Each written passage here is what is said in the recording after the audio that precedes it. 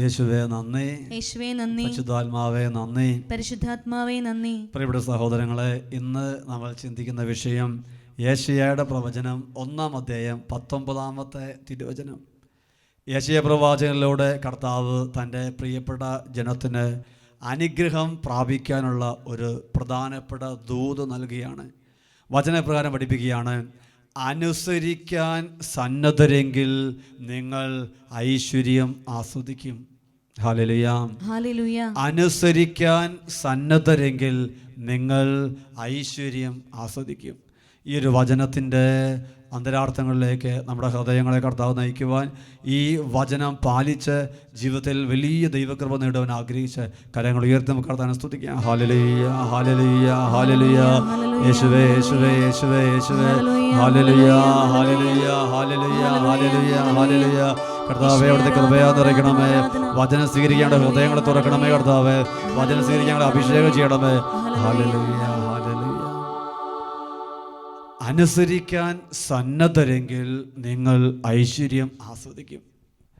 പ്രിയപ്പെട്ട സഹോദരങ്ങളെ, ഉൽപ്പത്തി പുസ്തകം മുതൽ വെളിപാട് പുസ്തകം വരെ വിശുദ്ധ ഗ്രന്ഥത്തിൽ ദൈവമായ കർത്താവ് പ്രത്യേകമായി തിരഞ്ഞെടുത്ത് അഭിഷേകം ചെയ്യുന്ന, ദൈവം തൻ്റെ കയ്യിലെ ഉപകരണങ്ങളാക്കി ഉപയോഗിക്കുന്ന ഓരോ വ്യക്തികളെ പരിശോധിക്കുമ്പോഴും അവരുടെ ജീവിതത്തിൽ കാണുന്ന വളരെ പ്രധാനപ്പെട്ട ഒരു കൃപ എന്ന് പറയുന്നത്, ദൈവമായ കർത്താവ് പറയുന്നതിനോട് പരിപൂർണമായൊരു വിധേയത്വം, ദൈവമായ കർത്താവ് പറയുന്നത് അനുസരിക്കാനുള്ള ഒരു മനസ്സ് ദൈവത്തിൻ്റെ തിരഞ്ഞെടുക്കപ്പെട്ട ഓരോരുത്തർക്കും ഉണ്ടായിരുന്നു എന്നുള്ളതാണ്. Hallelujah, hallelujah.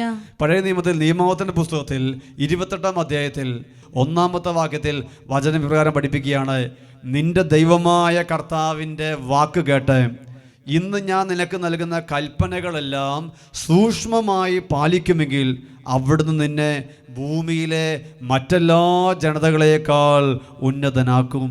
Hallelujah, hallelujah. നിന്റെ ദൈവമായ കർത്താവിൻ്റെ വാക്കുകൾ, ദൈവമായ കർത്താവിൻ്റെ കൽപ്പനകൾ നീ സൂക്ഷ്മമായി പാലിക്കുമെങ്കിൽ അവിടുന്ന് നിന്നെ മറ്റെല്ലാ ജനതകളേക്കാൾ ഉന്നതനാക്കും. Hallelujah, hallelujah. ദൈവത്തിൻ്റെ പ്രിയപ്പെട്ട മക്കളെ മറ്റുള്ളവരെക്കാൾ അഭിവൃദ്ധിയിലേക്ക്, മറ്റുള്ളവരെക്കാൾ ഉന്നതിയിലേക്ക് കൊണ്ടുവരാൻ വേണ്ടി ദൈവം തരുന്ന ദൂതാണ് വചനം പഠിപ്പിക്കുന്നത്. അവിടുത്തെ വാക്കുകൾ നീ സൂക്ഷ്മമായി പാലിക്കുമെങ്കിൽ. ഇതേ വചനം തന്നെ ജോഷുവ പ്രവാചകനോട് ദൈവമായ കർത്താവ് ആവർത്തിക്കുന്നുണ്ട്. ജോഷുവയുടെ പ്രവചനത്തിൽ 1-ാം അധ്യായത്തിൽ 7-ാമത്തെ വാക്യം: ദൈവസന്നിധിയിൽ നിന്ന് മോശ പ്രവാചകൻ തിരസ്കൃതനായി കഴിയുമ്പോൾ പിന്നീട് തൻ്റെ പ്രിയപ്പെട്ട ജനത്തെ കാനാൻ ദേശത്തേക്ക്, തേനും പാലും ഒഴുകുന്ന കാനാൻ ദേശത്തേക്ക് നയിക്കാൻ വേണ്ടി ദൈവമായ കർത്താവ് ജോഷുവയെ തിരഞ്ഞെടുത്ത് കഴിയുമ്പോൾ ജോഷുക്ക് കർത്താവ് പുതിയ കൽപ്പന കൊടുക്കുകയല്ല, മറിച്ച് പഴയ കൽപ്പനകളെ കർത്താവ് ഓർമ്മപ്പെടുത്തുകയാണ്. ജോഷുവയുടെ പുസ്തകം 1-ാം അധ്യായത്തിൽ 7-ാമത്തെ വാക്യത്തിൽ കർത്താവ് ജോഷുവയോട് ഇപ്രകാരം അരുൾ ചെയ്തു: എൻ്റെ ദാസനായ മോശ നൽകിയിട്ടുള്ള എല്ലാ നിയമങ്ങളും അനുസരിക്കുകയും അനുഷ്ഠിക്കുകയും ചെയ്യുക, ശക്തനും ധീരനുമായിരിക്കുകയും ചെയ്യുക, അവയിൽ നിന്ന് ഇടം വലം വ്യതിചലിക്കരുത്. Hallelujah, hallelujah. അവയിൽ നിന്ന് ഇടം വലം വ്യതിചലിക്കരുത്. എന്നിട്ട് വചനം പഠിപ്പിക്കുന്നു: നിന്റെ ഉദ്യമങ്ങളിലെല്ലാം നീ വിജയം വരിക്കും. ഇസ്രായേൽ ജനത്തെ കാനാൻ ദേശത്തേക്ക് നയിക്കുക എന്ന ദൈവത്തിൻ്റെ സ്വപ്നം, ദൈവത്തിൻ്റെ വലിയ മഹത്തായ സ്വപ്നം പൂർത്തിയാക്കാൻ വേണ്ടി ദൈവമായ കർത്താവ് തിരഞ്ഞെടുത്ത ജോഷുവയുടെ കർത്താവ് പറയാണ്: നിനക്ക് മോശ പ്രവാചകൻ നൽകിയ കൽപ്പന നീ അനുസരിക്കണം, അതിൽ നിന്ന് ഇടം വലം വ്യതിചലിക്കരുത്, എങ്കിൽ നിന്റെ ഉദ്യമങ്ങളെല്ലാം നീ വിജയം വരിക്കും. Hallelujah, hallelujah.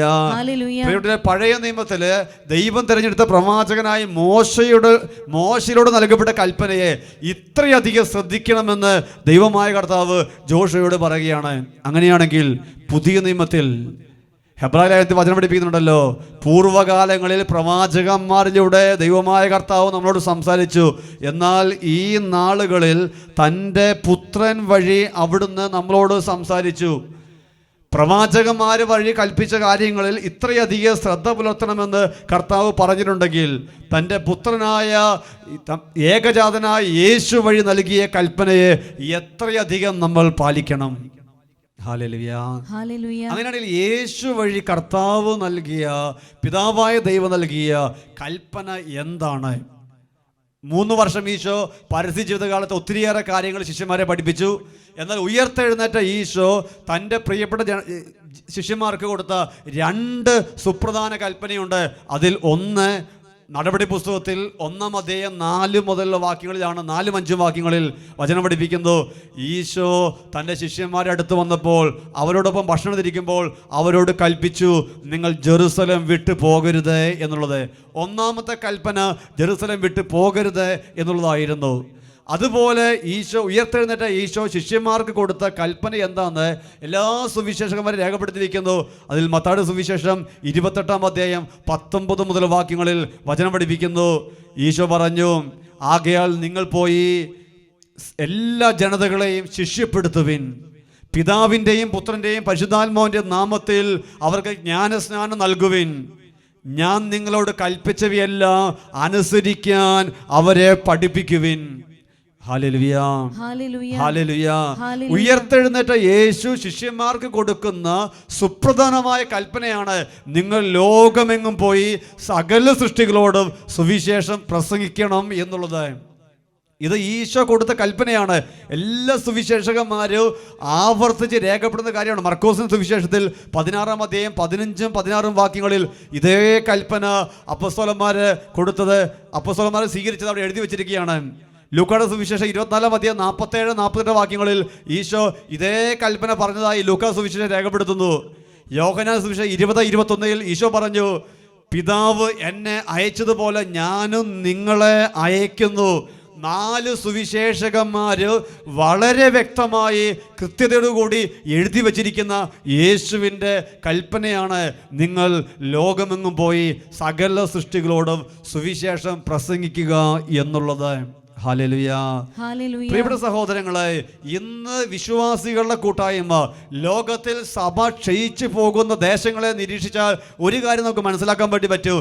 യേശു കൊടുത്ത ലോക സുവിശേഷവൽക്കരണത്തിൻ്റെ സകല ജനതകളോട് സുവിശേഷം പ്രഘോഷിക്കണമെന്ന ഈശോയുടെ കൽപ്പന എവിടെ ലാഘവബുദ്ധിയോടെ വീക്ഷിച്ചോ, എവിടെ ഈ കൽപ്പനയിൽ വെള്ളം ചേർത്തോ, ആ ദേശങ്ങളിലും ആ സമൂഹങ്ങളിലുമാണ് കർത്താവിൻ്റെ കൃപ മങ്ങി പോകുന്നത്. ഹല്ലേലൂയ. ഇന്ന് സുവിശേഷ വേലയെക്കുറിച്ച് ഇന്ന് പണ്ടത്തെ പോലെ സുവിശേഷം പ്രഘോഷിക്കണോ, കാലഘട്ടം മാറിയില്ലേ എന്നൊക്കെ ചിന്തിക്കുന്ന ആളുകളുണ്ട്. പലതരം കളചിന്തകൾ, പലതരം വ്യാജ ഉപദേശങ്ങൾ ഇന്ന് സുവിശേഷ വേലയെക്കുറിച്ച് നമ്മുടെ നാട്ടിൽ പ്രചരിക്കുന്നുണ്ട്. ഇതിനെക്കുറിച്ച് സഭ ഔദ്യോഗികമായി പഠിപ്പിച്ചിട്ടുള്ളത് സുവിശേഷ പ്രഘോഷണത്തെക്കുറിച്ച് ഡോക്യുമെൻ്റ് എവാഞ്ചലിൻ നുൻഷാന്തി എന്ന ഡോക്യുമെൻറ്റിൽ പോൾ 6-ാമൻ മാർപ്പാപ്പ ഇത് വളരെ വ്യക്തമായി ഇതിനെക്കുറിച്ച് സഭാമക്കൾക്ക് നിർദ്ദേശം നൽകിയിട്ടുണ്ട്. എവാഞ്ചലിൻ നുൻഷാന്തി ഡോക്യുമെൻറ്റിൽ അതിൽ 5-ാമത്തെ പാരഗ്രാഫിൽ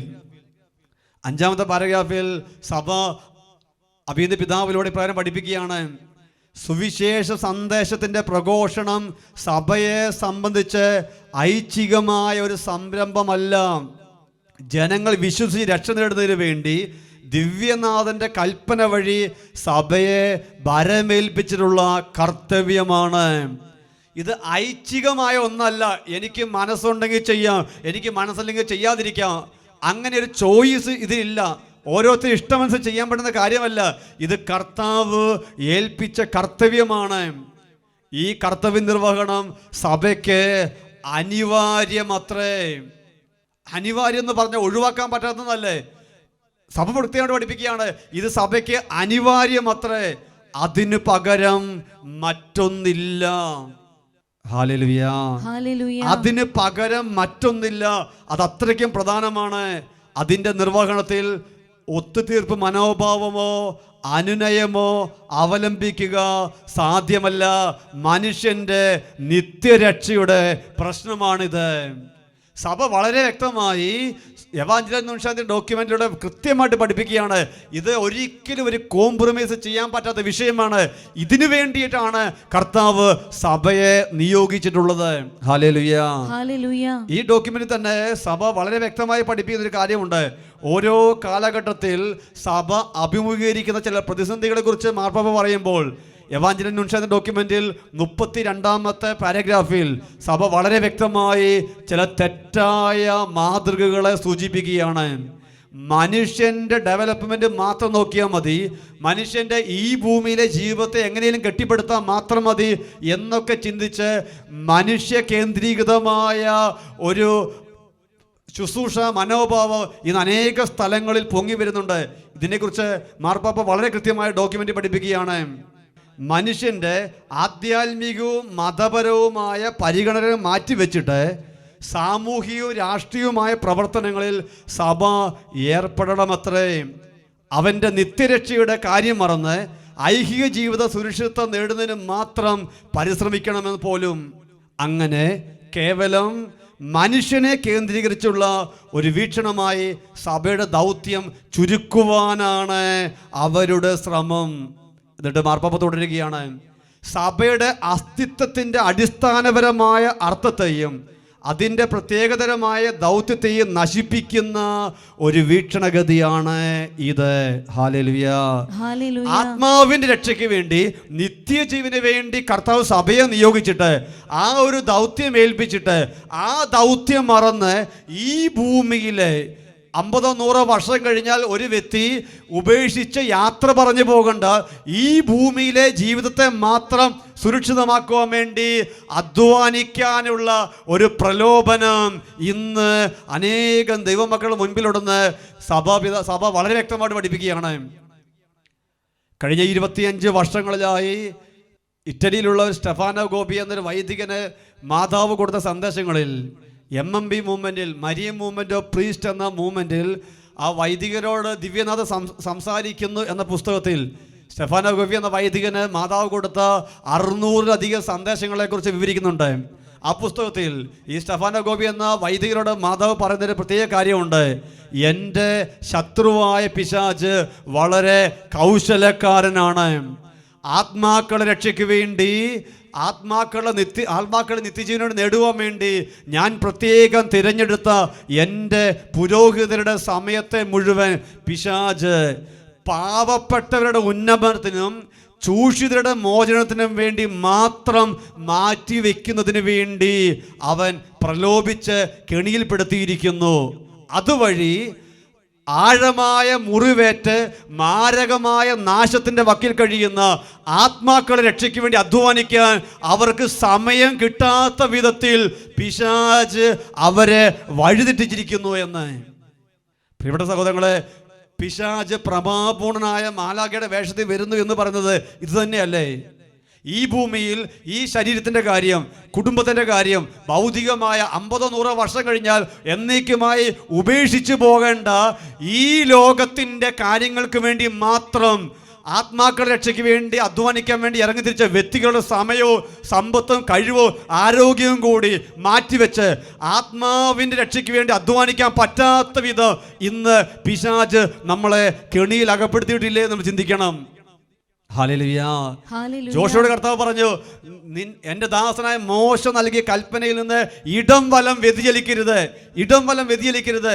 ഇത് ഒരിക്കലും ആർക്കും ലഘൂകരിക്കാൻ പറ്റാത്ത, ഒഴിവ് തരാൻ പറ്റാത്ത കൽപ്പനയാണ്. ഇതിനെക്കുറിച്ച് അപ്പോസ്തലന്മാരുടെ നടപടി പുസ്തകത്തിൽ വളരെ വ്യക്തമായിട്ട് ഈശോ പഠിപ്പിക്കുന്നുണ്ട്. അപ്പോസ്തലന്മാരുടെ നടപടി പുസ്തകത്തിൽ 5-ാം അധ്യായത്തിൽ 19-20 വാക്യങ്ങളിൽ അപ്പോസ്തലന്മാർ സുവിശേഷം പ്രസംഗിച്ചതിൻ്റെ പേരിൽ അവരെ പിടിച്ച് കാരാഗ്രഹത്തിൽ അടച്ചു കഴിയുമ്പോൾ രാത്രിയിൽ കർത്താവിൻ്റെ ദൂതൻ പ്രത്യക്ഷപ്പെട്ട് അവരെ കാരാഗ്രഹത്തിന് പുറത്തു കൊണ്ടുവന്നിട്ട് അവരോട് പറഞ്ഞു, നടപടി പുസ്തകം 5-ാം അധ്യായം 20-ാമത്തെ വാക്യം, നിങ്ങൾ ദേവാലയത്തിൽ ചെന്ന് എല്ലാ ജനങ്ങളോടും നവജീവൻ്റെ ഈ വചനം പ്രസംഗിക്കണം. തലേ ദിവസം സുവിശേഷം പ്രസംഗിച്ചതിൻ്റെ പേരിൽ തടവറയിൽ അടയ്ക്കപ്പെട്ടവരാണ് ഇവര്. ഇന്ന് ദൂതൻ ഇവരെ പുറത്തു കൊണ്ടുവന്നിട്ട് കൽപ്പന കൊടുക്കുകയാണ്, നിങ്ങൾ പോയി നവജീവന്റെ ഈ വചനം സകലരോടും ദേവാലയത്തിൽ വെച്ച് പ്രസംഗിക്കണം. നിങ്ങളെ തടവറയിൽ ഇട്ടതുകൊണ്ട് നിങ്ങൾ പിന്മാറരുത്. നിങ്ങളോട് നിങ്ങളുടെ കർത്താവ് പറഞ്ഞ കൽപ്പന അത്രയും പ്രധാനപ്പെട്ടതാണ്. അത് നിത്യജീവനുമായി ബന്ധപ്പെട്ടതാണ്. അപ്പോസ്തലന്മാരുടെ നടപടി പുസ്തകത്തിൽ 10-ാം അധ്യായത്തിൽ ഇതേ കാര്യം തന്നെ ശിഷ്യന്മാരോട് ഈശോ കൽപ്പന കൊടുത്തതായി അവർ ആവർത്തിക്കുന്നുണ്ട്. നടപടി പുസ്തകം 10-ാം അധ്യായത്തിൽ 42 മുതൽ വാക്യങ്ങളിൽ ഇപ്രകാരം വചനം പഠിപ്പിക്കുന്നു: ജീവിച്ചിരിക്കുന്നവരുടെയും മരിച്ചവരുടെയും വിധികർത്താവായി ദൈവം നിയോഗിച്ചിരിക്കുന്നവൻ അവനാണ് എന്ന് ജനങ്ങളോട് പ്രസംഗിക്കാനും സാക്ഷ്യം വഹിക്കാനും ഞങ്ങൾക്ക് അവിടുന്ന് കൽപ്പന നൽകി. ഇന്ന് അനേകർ ചിന്തിക്കുന്ന ഒരു കാര്യമാണ്, ഇന്ന് സാഹചര്യം അനുകൂലമല്ല, അതുകൊണ്ട് സാക്ഷി ജീവിതം മാത്രം മതിയെന്ന്. പ്രിയപ്പെട്ടവരെ, സാക്ഷി ജീവിതം ചെയ്യുക എന്നുള്ളത് നമ്മുടെ കർത്താവ് നൽകിയ കൽപ്പനയാണ്. അതുകൊണ്ട് തീർന്നില്ല.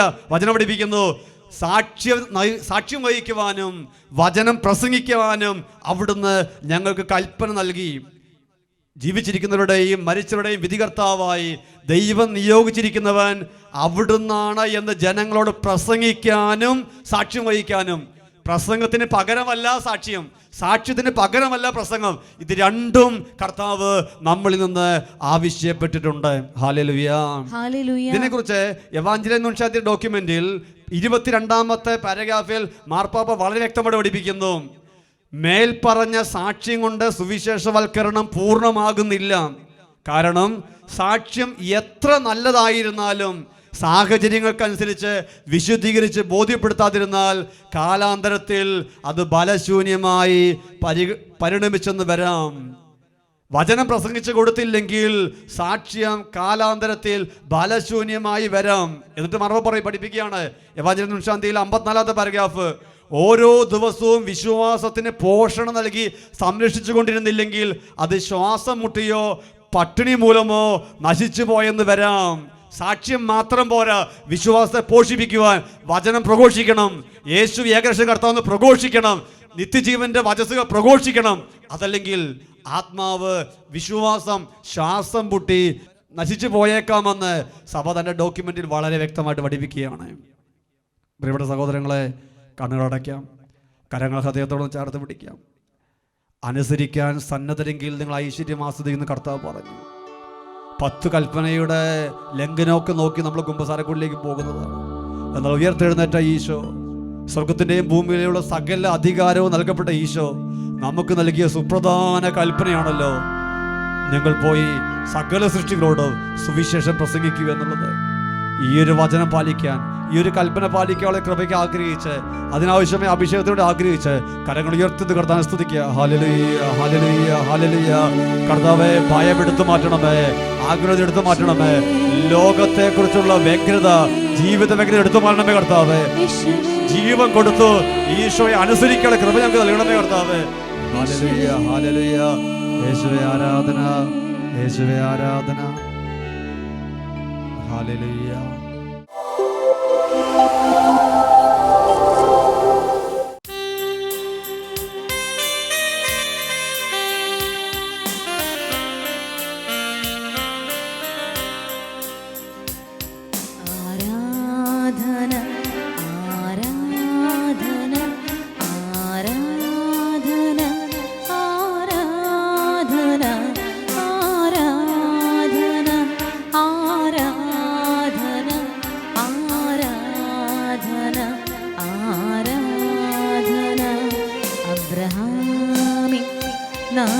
നാഥനാരാധന, യാക്കോബിൻ ദൈവമേ ആരാധന, ഇസ്ഹാക്കിൻ ഇടയനേ ആരാധന, ഇസ്രായേലിൻ രാജനേ ആരാധന, അബ്രഹാമിൻ നാഥനാരാധന, യാക്കോബിൻ ദൈവമേ ആരാധന, ഇസ്ഹാക്കിൻ ഇടയനേ ആരാധന, ഇസ്രായേലിൻ രാജനേ ആരാധന, ആരാധന, ആരാധന, ആരാധന, ആരാധന,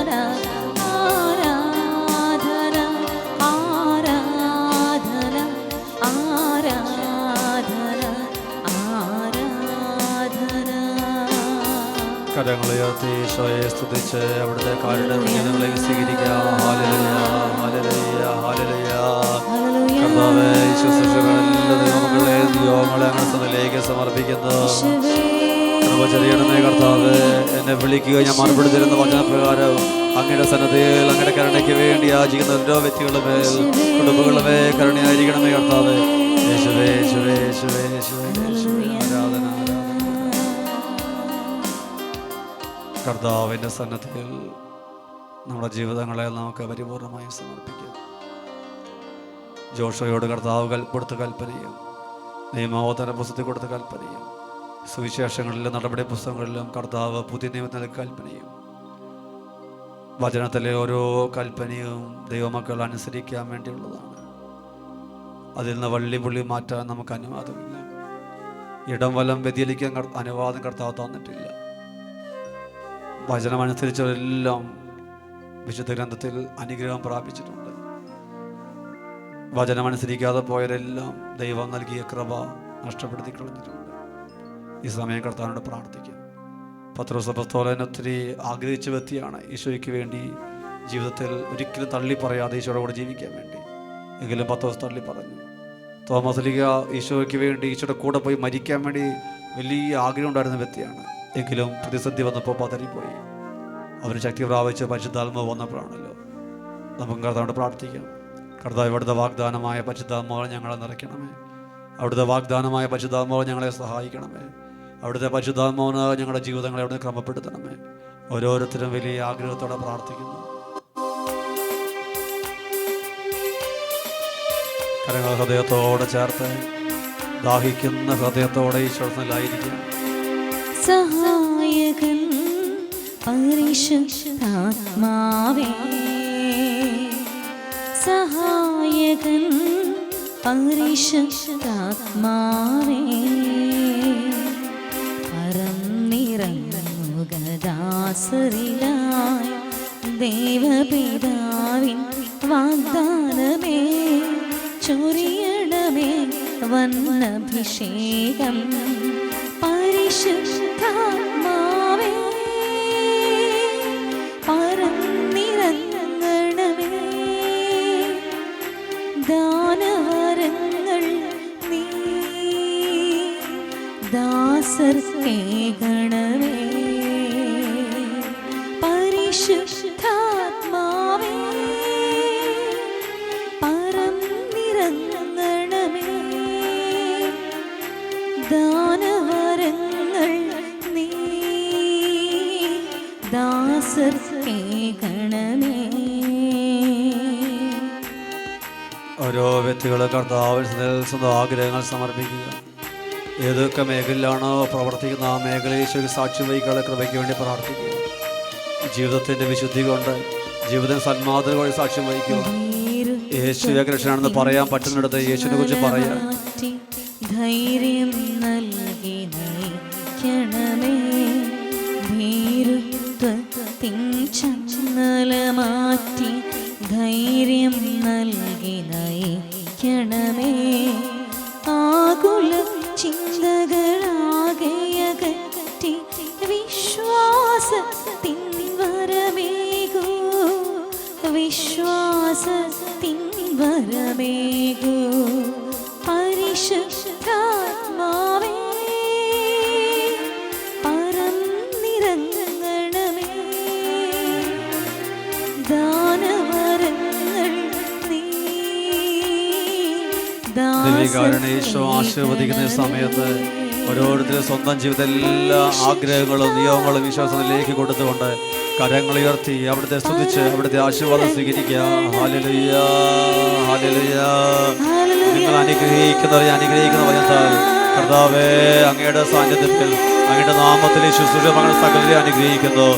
അങ്ങയുടെ സന്നിധിയിൽ വന്ന ആരെയോട് തള്ളിക്കളയുന്ന വചനപ്രകാരം കർത്താവേ, കൃപയാ നിറയ്ക്കണമേ, പരിശുദ്ധാത്മാ നിറയ്ക്കണമേ, പരിശുദ്ധാത്മാ നിറയ്ക്കണമേ, പരിശുദ്ധാത്മാ ശക്തിപ്പെടുത്തണമേ. ഏത് സാഹചര്യത്തിലും ഈശോയ്ക്ക് വേണ്ടി വേല ചെയ്യുക. ഞങ്ങളെ ഓരോരുത്തരെയും അഭിഷേകം ചെയ്യണമേ കർത്താവേ, ഓരോരുത്തരെയും പ്രേക്ഷിതരാക്കി മാറണമേ കർത്താവേ. Hallelujah, hallelujah. ഈശോയെ ആരാധന, ആരാധന, ആരാധന.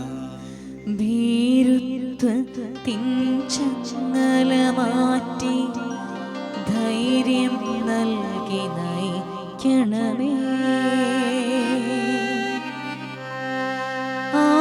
ആകുല ചിന്തകളാകെയകറ്റി വിശ്വാസത്തിൻ വരമേകൂ, വിശ്വാസത്തിൻ വരമേകൂ. സഹായകൻ പരിശുദ്ധാത്മാവേ,